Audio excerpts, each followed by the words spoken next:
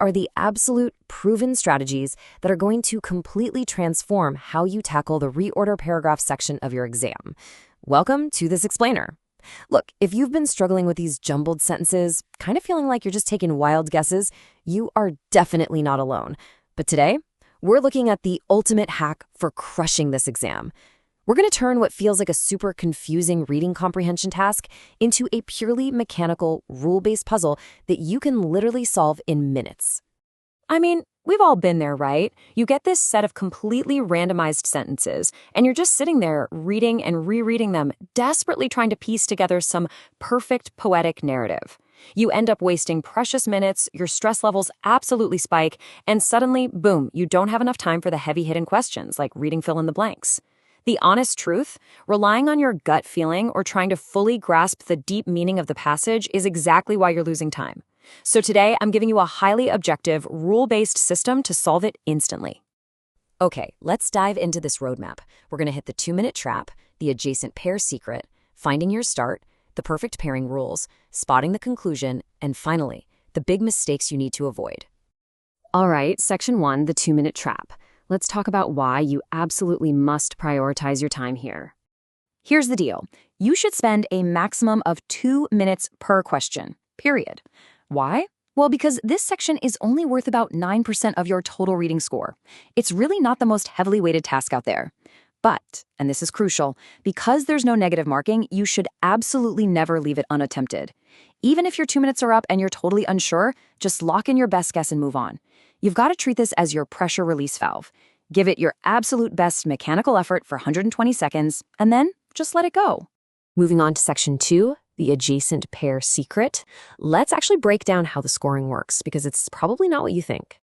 Now, what's really interesting about this is that you do not need a perfectly flawless sequence to get points.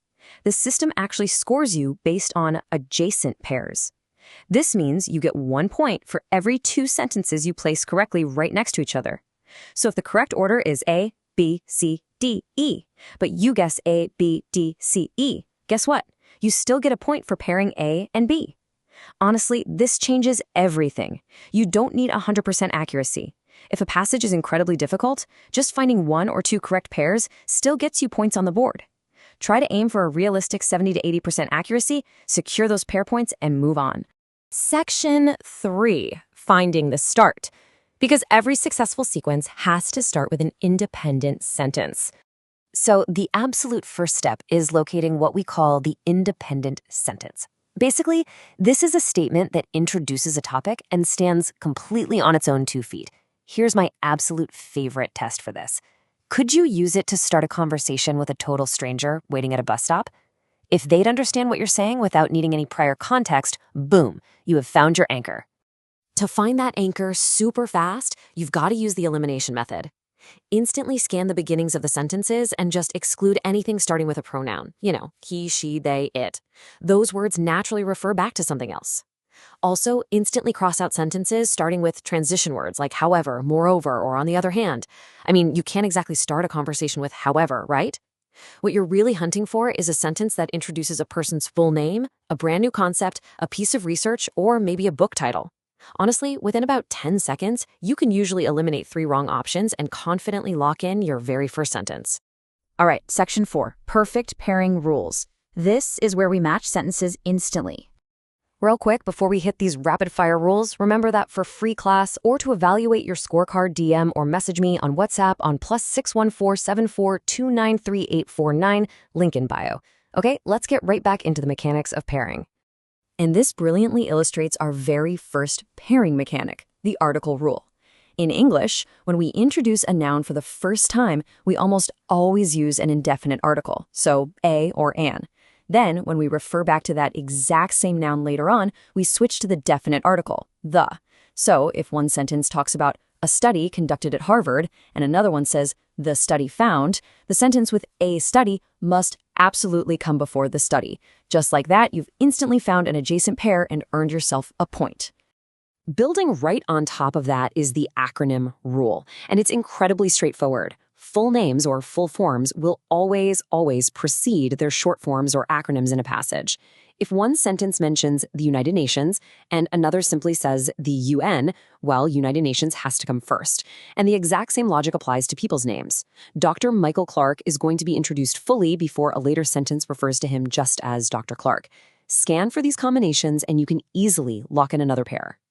Then we have the pronoun-noun rule. Think about it. A pronoun's entire job is to replace a noun, which means that noun has to exist first. If you see a sentence starting with this policy, they, or these, you need to immediately pause and hunt through the other sentences for the specific noun it's replacing. If one sentence says, the government introduced a new tax policy, and another says, this policy was met with criticism, you know exactly how they pair up. The noun introduces it, the pronoun follows it, simple as that. Now we can further refine our pairs using a few more logical connectors. Think about the basic subject-verb-object flow. An object introduced at the tail end of sentence 1 very often becomes the subject of sentence 2.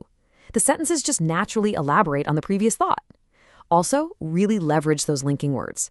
If you see however, you know the sentence right before it must be making the exact opposite point. If you see moreover, the previous sentence is probably making a similar supporting point.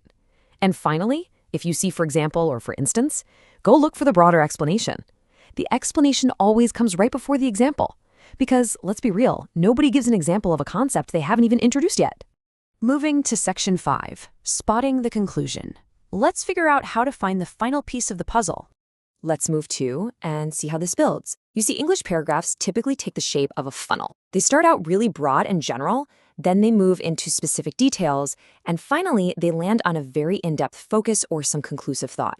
So if you're ever stuck between two sentences right in the middle of your sequence, just look at which one is broader and which one is more specific. The broader one is always going to come first, feeding directly into that narrower, more specific detail. And spotting the absolute final, narrowest point is so often given away by conclusion signals. Just quickly scan your sentences for words like therefore, as a result, consequently, ultimately, or overall. If a sentence starts with one of these, you can confidently drag it right to the very bottom of your sequence. Just think about the massive advantage this gives you. If you've used our rules to find the first sentence, and then you use a conclusion word to find the last sentence, the middle pairs basically just sort themselves out through a simple process of elimination. Finally, we've reached Section 6, Mistakes to Avoid. Let's make sure you stay completely out of the testing traps. So the crucial point here is to avoid these 4 specific behaviors at all costs. First, do not read the sentences in exhaustive detail. Second, do not try to deeply understand the poetic meaning of the passage. You are not writing a book report here, you are literally just scanning for grammatical hints. Third, do not obsessively change your answers and second-guess your pairs once you've applied a rule. Trust the system. And finally, stop aiming for 100% perfection. As we just saw, the scoring system actively rewards adjacent pairs. Just lock in the pairs you are certain about, trust the rules, and don't let the pursuit of perfection stand in the way of getting a really great score. To wrap this all up, I want you to remember this. Solve the puzzle by finding the pairs. Don't chase perfection, master the rules in under 2 minutes. This section absolutely does not have to be a nightmare of confusing contexts. It's really just a fast-paced game of matching up articles, acronyms, and pronouns. So I'll leave you with this final thought. Are you ready to hack your next exam without having to read a single full paragraph? Thanks so much for joining me on this explainer. Now get out there and start pairing.